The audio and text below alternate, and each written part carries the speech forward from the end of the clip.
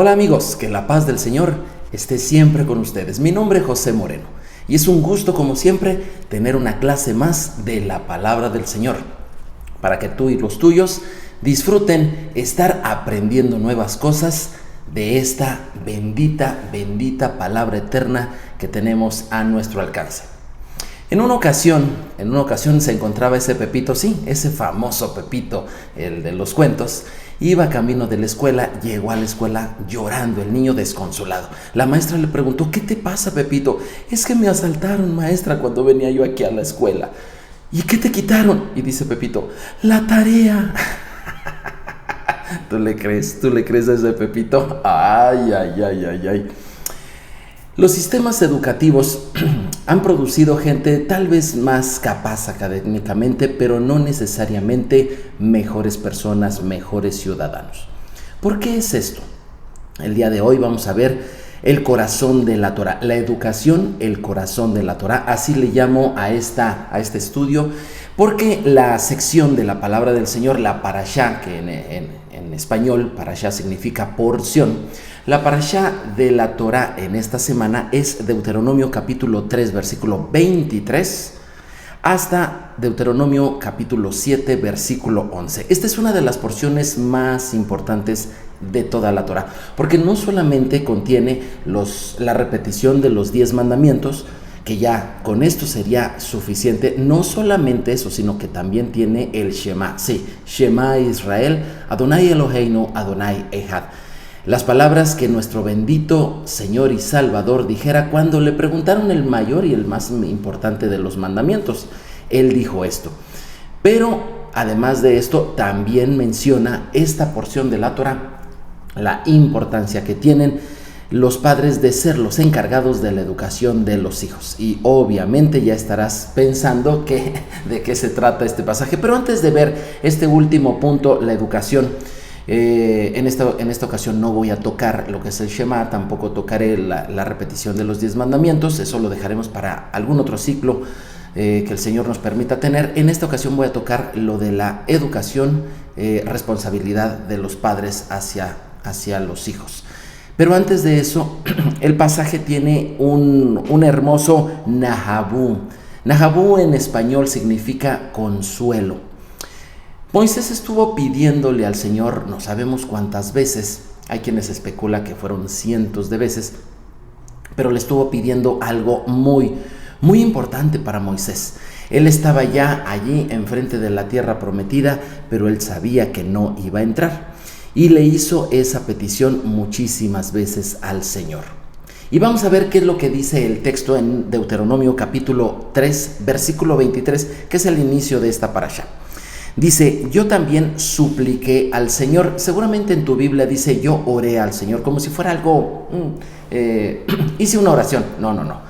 Aquí esta traducción que traigo, que es la Biblia de las Américas, lo dice así: yo también supliqué al Señor en aquel tiempo diciendo: oh Señor Dios, tú has comenzado a mostrar a tu siervo tu grandeza y tu mano poderosa, porque ¿qué Dios hay en los cielos o en la tierra que pueda hacer obras hechas tan poderosas como las tuyas? Versículo 25. Permíteme, te suplico, cruzar y ver la buena tierra que está al otro lado del Jordán, aquella buena región montañosa y el Líbano. Pero el Señor se enojó conmigo a causa de vosotros y no me escuchó. Y el Señor me dijo: basta, no me hables más de esto.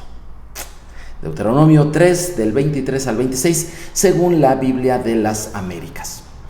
¿A quién le gusta que le digan basta cuando has pedido algo, cuando has solicitado? ¿Te acuerdas cuando eras niño y le pedías algo a tus papás y qué te decían? ¿A alguien le gusta que le digan basta? Digo, además del famoso juego de basta, creo que a nadie nos gusta que nos diga eso. Y las traducciones, sí, presentan, o tal parece como si el carácter amoroso y misericordioso de Dios como que hubiera cambiado. Pero esto es en verdad así. ¿En verdad es esto así? Solamente a Moisés le dijo: basta, ya no me hables más de este asunto, ante una petición que era buena. Moisés quería entrar a la tierra prometida. Fíjate que Moisés no es el único al cual Dios le dice: basta, ya no me hables de esto. En 2 de Corintios capítulo 12, Segunda de Corintios 12, el apóstol Pablo nos dice esto. Segunda de Corintios 12, 9 y 10 dice: y me ha dicho, está hablando de que él también ha estado orando al Señor, y me ha dicho: bástate mi gracia, porque mi poder se perfecciona en la debilidad. Entonces, no solamente a Moisés le dijeron: basta, ya no me hables de esto, también al apóstol Pablo. ¿Qué es lo que pedía el apóstol Pablo? ¿Entrar a la tierra prometida? No, por supuesto que no. Él lo que pedía era sanidad. Él lo que pedía era una liberación de algo a lo que él le llama un aguijón en la carne. Era algo que lo molestaba continuamente. Y dice, y lo abofeteaba de alguna manera. No sabemos, obviamente esto es en sentido figurado, pero imagínate el grado de molestia, de dificultad que tenía en la vida el apóstol Pablo, que le pidió al Señor varias veces, y el Señor también le dijo: basta. Pero le dice: bástate mi gracia. Y entonces la actitud del apóstol Pablo dice así: por tanto, de buena gana me gloriaré más bien en mis debilidades, para que repose sobre mí el poder de Cristo. O sea, lejos de frustrarse el apóstol Pablo, lo que dice: pues ¿sabes qué? Ahora que me estoy dando cuenta que no puedo, que hay algo que le estoy pidiendo a Dios y que no me es concedido, pues de buena gana me voy a sentir feliz. ¿Por qué? Versículo 10: por lo cual, por amor a Cristo, me gozo en las debilidades, en afrentas, en necesidades, en persecuciones, en angustias, porque cuando soy débil, entonces soy fuerte. Algo el apóstol Pablo que no nos dice con mucha claridad de qué se trata, pero nos deja ver que cuando el Señor nos dice a ti y a mí: basta, ya, deja de orar, no se te va a conceder. Y son cosas buenas que le estamos pidiendo. El apóstol Pablo nos deja ver que hay algo más, hay algo más. Y yo te quiero preguntar, ¿las negativas de Dios para ti y para mí son un simple no y ya? ¿Cómo entiendes que la gracia de Dios es bastante? Fíjate que la traducción directa del hebreo al español dice así: Yahvé me dijo: suficiente para ti. O sea, no dice basta como en nuestras Biblias comunes. Esta dice: suficiente para ti. No me digas ni otra palabra acerca de este asunto. Esto lo dice la traducción Biblia Kadosh. Y fíjate que la palabra basta en nuestras Biblias es Ravlav, que significa así, obviamente significa basta, suficiente, pero trae otro significado que te lo quiero compartir, porque tal vez esto tenga ese nahabú, ese consuelo para ti. Dice: mucho te espera. Sí, basta también lo puedes traducir del Ravlav, lo puedes traducir como mucho te espera. Moisés, ya me has pedido mucho esto, pero ¿sabes qué? Mucho te espera, no se te va a conceder ahorita. El apóstol Pablo, has pedido que se te quite eso que te está trayendo tantos problemas en la vida, no se te va a conceder, pero mucho te espera. Lo mismo para ti y para mí, hay un mucho te espera, hay un basta, hay un Ravlav. El Señor te está diciendo: has pedido esto continuamente y no te lo concede Dios. A nadie le gusta decir: ay, es que Dios ya me dijo que no. A lo mejor no quieres oír el no, a lo mejor ya sabes que es un no. ¿Por qué? Porque está tardando mucho la respuesta y no es favorable en los términos que tú lo estás esperando. Ravlav, bastante, mucho, pero mucho ¿qué? Mucho te espera, ¿sale? Mucho te espera. Bueno, quisiera yo entrar al tema del corazón de la Torah. Y para ello yo te voy a invitar a que leas con tu familia todo el capítulo 6 de Deuteronomio. Es un capítulo que deberías de leerlo una y otra vez y comentarlo en familia, enseñarlo a los pequeñitos. Si tienes hijos ya adolescentes, aprovecha para ver qué piensan de esto. Si tienes hijos grandes que ya tienen cierta experiencia, enriquécete con el comentario de ellos. Pero lean juntos Deuteronomio capítulo 6, el corazón de la Torah. Te voy a leer los primeros tres versículos de Deuteronomio 6. Dice así la palabra de Dios. Deuteronomio 6 del 1 al 3. Estos pues son los mandamientos, estatutos y decretos que el Señor nuestro Dios mandó que os enseñase. Mandamientos que se enseñan. Para que los pongáis por obra en la tierra a la cual pasáis vosotros para tomarla, para que temas al Señor tu Dios, guardando todos sus estatutos y mandamientos que yo te mando hoy. ¿Sale? Tú, tu hijo, el hijo de tu hijo, todos los días de tu vida, para que tus días sean prolongados. Versículo 3. Oye, pues, oh Israel, y cuida de ponerlos por obra para que te vaya bien en la tierra que fluye leche y miel, y os multipliquéis como te ha dicho el Señor, el Dios de nuestros padres. Este texto tiene varias cosas. A lo mejor a ti te llama mucho la atención eso de poner por obra los mandamientos, a lo mejor te llama mucho la atención el enseñar, pero seguramente una de las cosas que más te llama la atención es para que te vaya bien. Puse 5 puntos que me llaman la atención en esto que acabo de leer. Remarqué en mi Biblia la palabra mandamientos. Remarqué también enseñanza. Remarqué tú, tu hijo y el hijo de tu hijo. Remarqué también poner por obra y obviamente también remarqué para que te vaya bien. Entonces fíjate con qué empezamos, con los mandamientos, y con qué terminamos, para que te vaya bien. Los mandamientos de Dios son finalmente, para que te vaya bien. ¿Sabías tú que los mandamientos no son para ser salvos? Para ser salvos necesitamos la fe, pero para que nos vaya bien necesitamos los mandamientos. Así es, por supuesto, y hay muchos mandamientos, no solamente los 10 del capítulo 5 de Deuteronomio, sino hay muchos más que sí sería muy bueno que tú le dieras una repasada a todos ellos, porque en cada uno de ellos hay bendición. ¿Quién quiere de ustedes bendición? Bueno, repasa los mandamientos del Señor. Los mandamientos son la voluntad de Dios y no necesitamos tronarnos los dedos para decir cuál será la voluntad de Dios para mi vida. Están por escrito, están en la Torá. Si quieres saber cuál es la voluntad de Dios para tu vida, simplemente lee la Torá y sabrás cuál es la voluntad de Dios. Está clara. Esta voluntad se puede enseñar, fue la otra cosa que yo remarqué, enseñar, es enseñable. Esta relación con Dios, hay muchas cosas que aprender. Y precisamente son los mandamientos lo que nosotros necesitamos primero aprender. ¿Para qué? Para enseñar. ¿A quién? A nuestra familia. Por eso menciona allí tú, tu hijo, el hijo de tu hijo. Es decir, esto es algo que debe de venir frecuentemente de generación en generación. Así es como debe de venir. Primero lo aprendes tú para luego entonces enseñarlo. Le digo a mis alumnos que a mí me gusta que ellos aprendan de mí las cosas, pero lo que más me gusta es que ellos las enseñen. Y está bien que las enseñen a otras personas, pero los primeros a los que se las tienen que enseñar es a sus hijos. Si esto hacemos, mira, estamos obedeciendo el mandamiento del Señor. Estamos obedeciéndolo. Así que la base de la educación es que los padres enseñen a los hijos. Sí, lo voy a volver a decir. La base de la educación. ¿En qué educación estás pensando tú? Me estarás hablando de las cosas de la Biblia. No, te estoy hablando de la educación en general. La base de la educación es que los padres enseñen a los hijos. Este es el único sistema educativo que tiene la Biblia, que lo marca y que aprueba el Señor. Yo sé que hay muchos sistemas educativos, en el que estudiaste tú, en el que estudié yo. A lo mejor tú eres de otro país que no sea México, ¿verdad? A lo mejor tu sistema educativo es de alguna manera, remarca algunas cosas, no sé. Pero el único sistema educativo aprobado por la palabra de Dios es aquel en que los padres le enseñan a los hijos.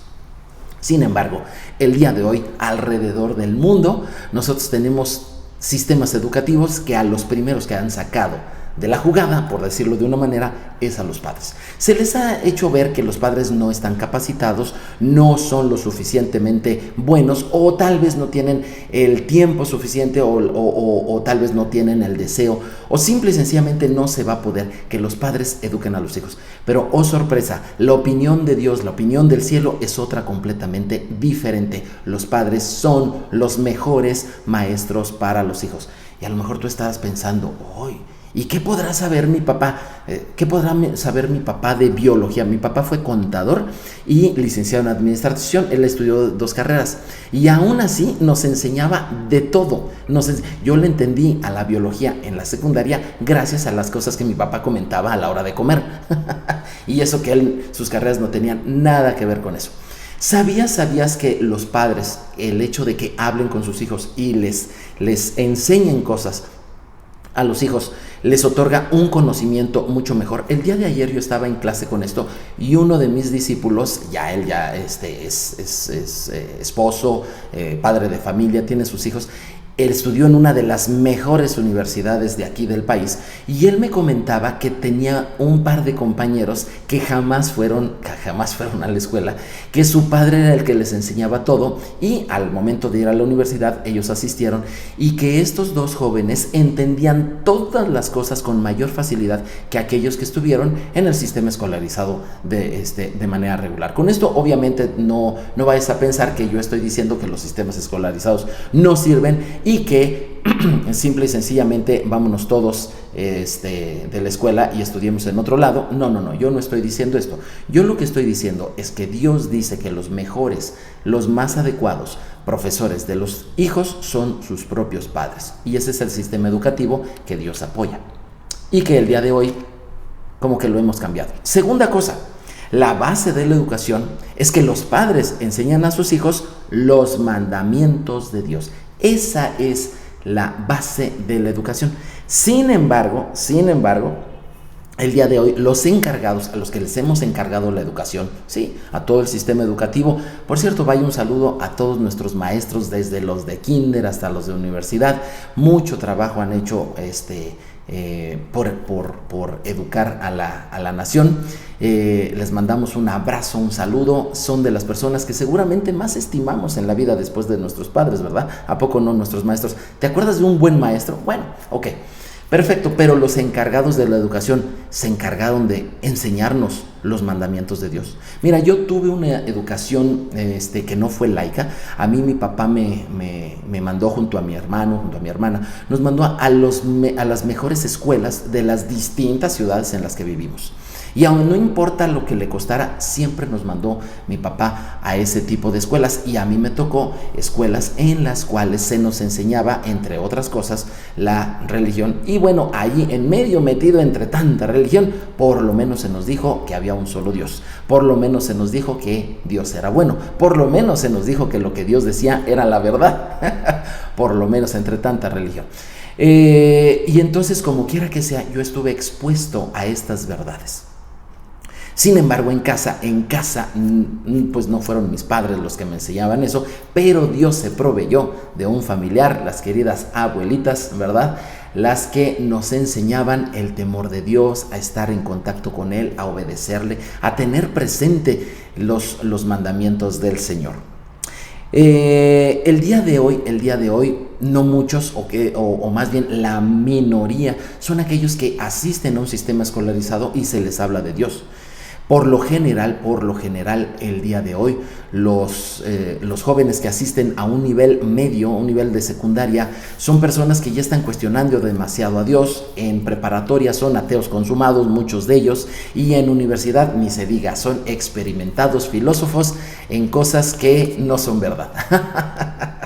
El sistema educativo, lejos de hacer lo que Dios quería que hicieran, que los padres educaran a sus hijos y que los educaran en los mandamientos de Dios, han hecho exactamente todo lo contrario. Por eso te digo que este es el corazón de la Torah, la educación.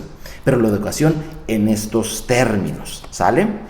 Como sociedad, no se ha guardado el mandamiento divino. Cada vez la sociedad está más informada, pero más desprovista de la capacidad de vivir la vida.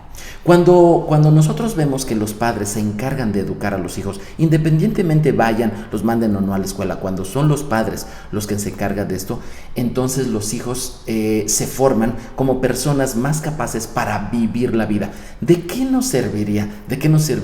Hijos, ¿verdad? ¿De qué nos serviría hijos que tuvieran carreras, muchas carreras, doctorados, si finalmente no pueden mantener un matrimonio como Dios manda?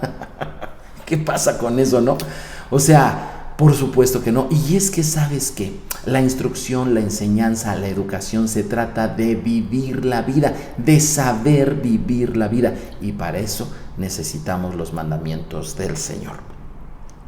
Las naciones que tuvieron escuelas, por decirlo de alguna manera, basadas en la Biblia, han sido naciones que prosperaron muchísimo. Te estoy hablando, por ejemplo, Inglaterra, Estados Unidos. Son naciones que en su origen los padres se dedicaban a enseñarle a los hijos. Muy en especial en naciones como Estados Unidos. Bueno, obviamente no se diga Israel, pero quisiera que tuviéramos un referente occidental, porque es con lo que nos podemos comparar un poco más, ¿no?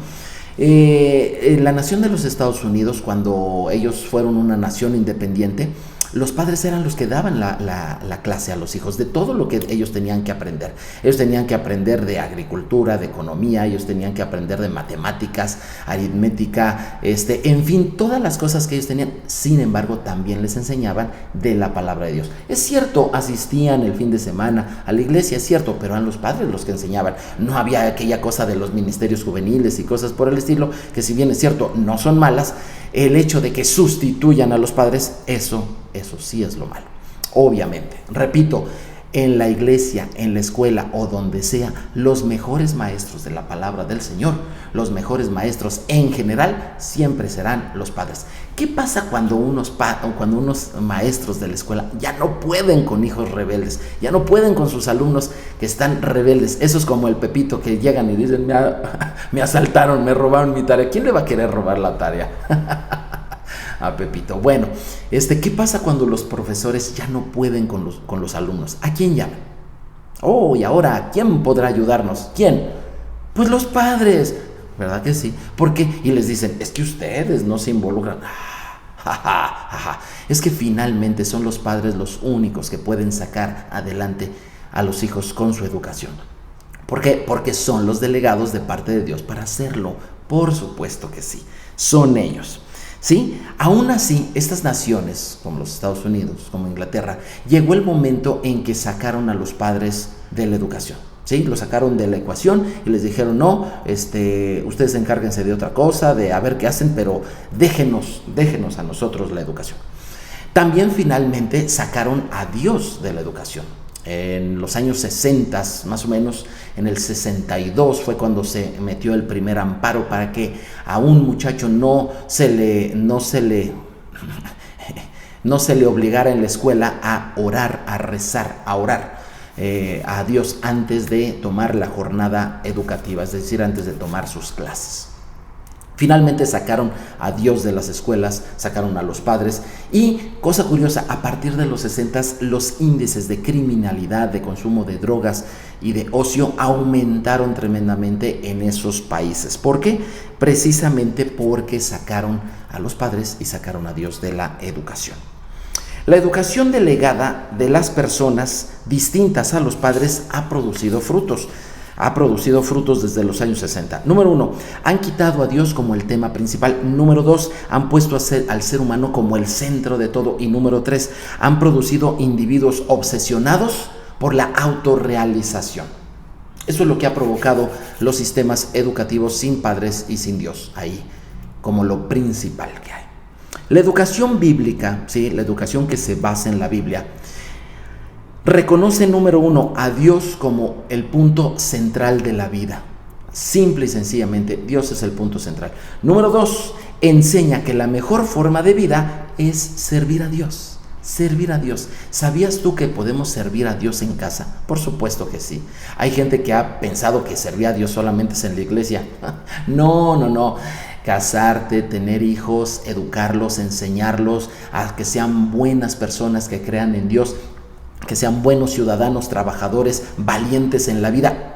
Eso es servir a Dios. Y ahí te va, la última. La educación bíblica, y esto lo comenté mucho con mis hijos en el Shabbat pasado, la educación bíblica produce personas cuya meta es formar familias. Su meta no es ser el número 1, el non plus ultra, estar en el top 10 de su profesión. No es ganar muchísimo dinero, no es tener tanto prestigio. No. La educación bíblica produce personas cuya meta es formar familias. ¿Sabías tú que los jóvenes de hoy puede ser que estén muy capacitados para muchas cosas, pero están verdaderamente incapaces de formar familias? Se sienten temerosos, no se sienten capaces, se sienten inseguros, piensan que no es para ellos, que no es para todos, cuando que en realidad Dios nos hizo capaces para esto, para formar familias. Si tú observas que tus hijos le tienen miedo a la vida, le tienen miedo tal vez a trabajar, le tienen miedo a ser responsables de su propia vida, le tienen miedo de casarse, le tienen miedo a tener hijos y por eso prefieren tener un perro, definitivamente ellos han estado alejados totalmente de la educación bíblica. Es tiempo que nosotros hagamos teshuvah, es tiempo que nosotros regresemos al modelo bíblico, es tiempo que retomemos esto, y esto es para valientes. Esto es para valientes. Este reset que nos proporcionó la pandemia nos hizo evidenciar muchas cosas que no hemos hecho del todo bien, y en la educación es uno de los puntos grandes. ¿Sabías tú que no es necesario ir tantas horas a la escuela? Te voy a decir, los mejores promotores del famoso escuela en casa, o como se le dice, homeschool, los mejores promotores, ¿quiénes crees que son? Son precisamente los profesores de los sistemas educativos. Sí, yo conozco maestros, conozco maestras, sobre todo maestras, que dijeron, oye, esto del sistema educativo es una cosa, es una danza de negros, decimos aquí en México, o sea, no sabes, está volteado de cabeza las cosas. Y esas maestras, sobre todo las maestras, son las primeras que dijeron, mis hijos no van a estudiar aquí, y lo sacaron de sistemas escolarizados y hicieron que, fíjate qué curioso, trabajando para el sistema educativo escolarizado, ellas prefirieron que sus hijos no estudiaran ahí.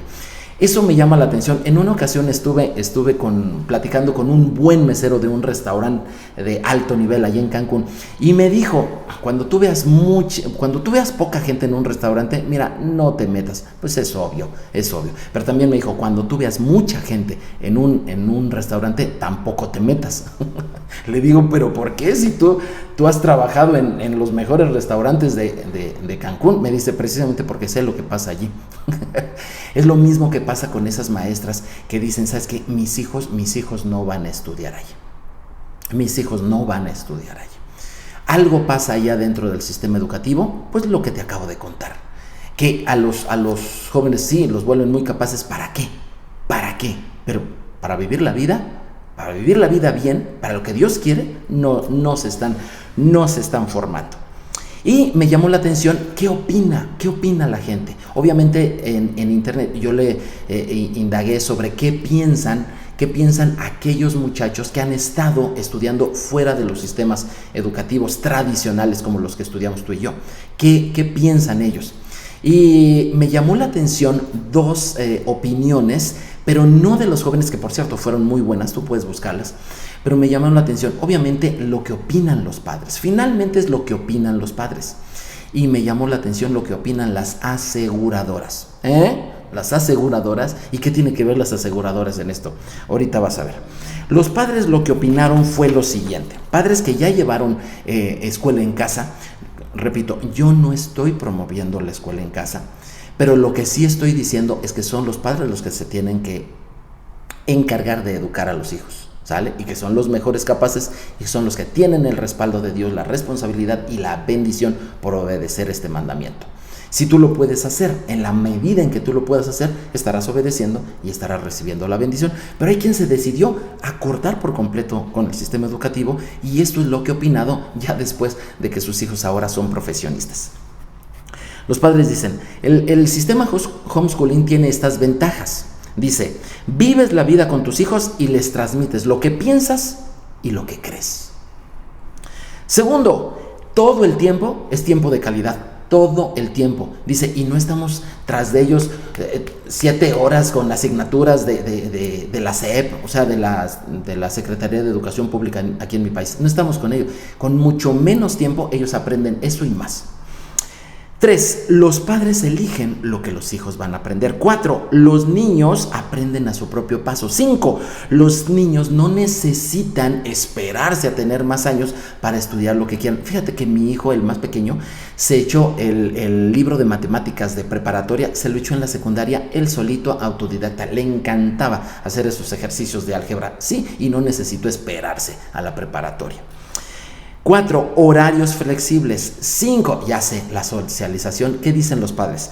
La socialización es mejor porque el niño convive con gente de diferentes edades. El día de hoy estamos todos segmentados. Tal parece que a los hijos nadie les puede hablar más que alguien de su propia edad. ¿No te parece eso extraño?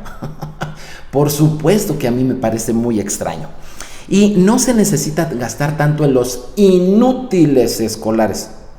Debía haber dicho útiles escolares, pero no, lo dije bien. No se necesita gastar tanto en los inútiles escolares. Esa es una de las grandes ventajas. ¿Qué tal? Desventajas, que los padres más bien lo ponen como retos. Dice, los padres necesitan hacer más esfuerzo. Sí, por supuesto que sí. Josué 1:8 dice, esfuérzate y sé valiente, ¿verdad que sí?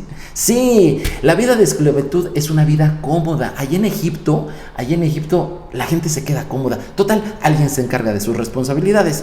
Pero aquí, en el reino de los cielos, en un mundo bíblico, la gente es responsable y afronta los retos y además es valiente. Otra de las supuestas desventajas dice, los niños serán presionados, bueno, esta no es supuesta, sí sucede. Los niños serán presionados con comparaciones por el resto de los alumnos. Sí, te estigmatizan. Ay, que tu hijo no va a ir a la escuela, pobrecito, y empiezan a compararlo. A ver, fulanito, dime, ¿cuánto es 3 por 3? Y le preguntan al tuyo, raíz cuadrada de 284. Empiezan a hacer ese tipo de comparaciones. Bueno, los integrantes de la familia, los ingresos de la familia pueden ser menores si tú te dedicas a la educación de tus hijos en casa. Sí, obviamente los ingresos pueden ser menores. Pero ¿cuál es el problema si no vas a gastar tanto en inútiles escolares? ¿Sale? Proverbios 22:6 dice, instruye al niño en su camino y aun cuando fuere viejo no se apartará de él.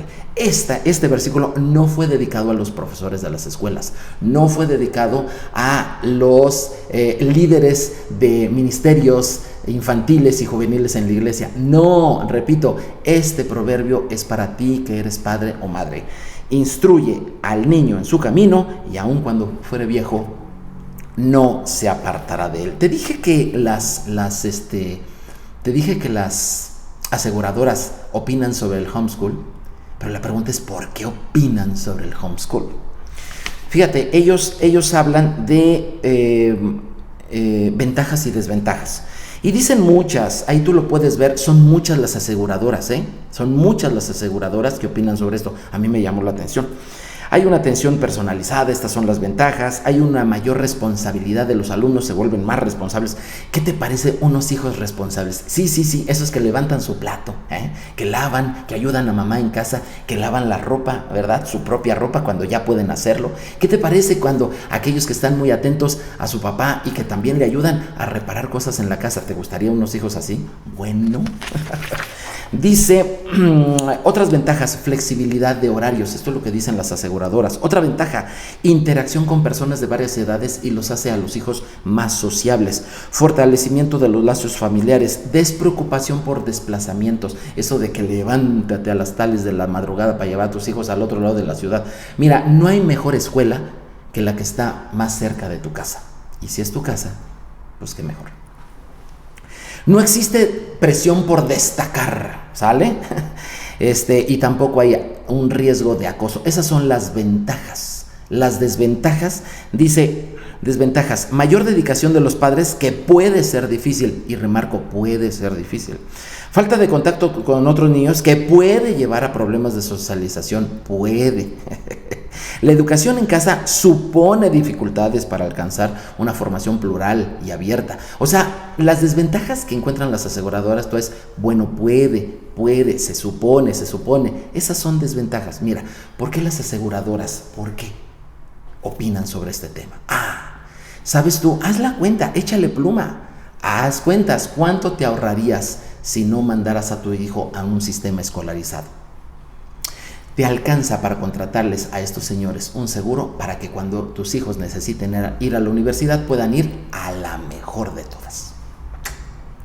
Claro, por supuesto.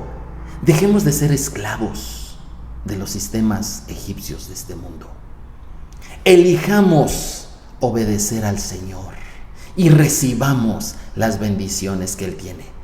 ¿Sabías tú que los mejores países son aquellos en los que los padres se dedican a enseñarle a sus hijos? Exactamente. Instruye al niño en tu camino. Este es el corazón de la Torá. La educación es el corazón de la Torá, pero así como te lo mencioné. Mi nombre es José Moreno. Te espero en la siguiente clase. Compártelo, tal vez por ahí hay algún padre que necesite orientación al respecto. Suscríbete, dale clic a la campanita y nos vemos en la siguiente. Que el Señor te bendiga. Shalom. Shalom.